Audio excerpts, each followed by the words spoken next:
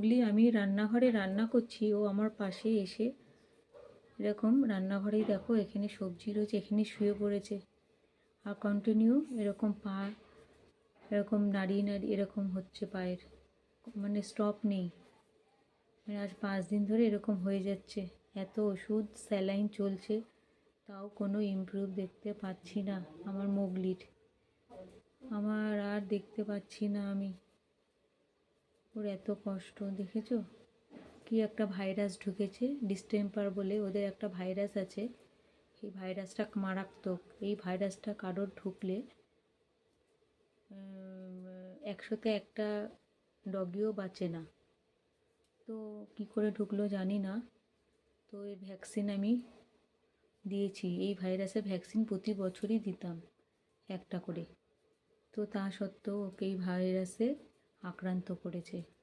একটু বাইরে ঘুরতে ভালোবাসতো বলে ওর বাবা ওকে একটু বাইরে ঘুরতে নিয়ে বেরাতো।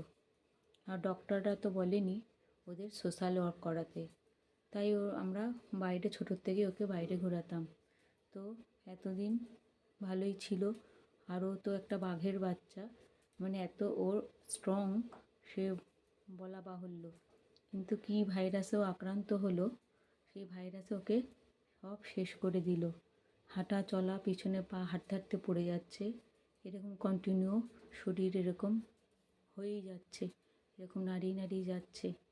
এত কষ্ট ওর, আর আমি আর দেখতে পাচ্ছি না ও কবে সুস্থ হবে তাও জানি না। দেখো ওর কী কষ্ট, ভীষণ কষ্ট।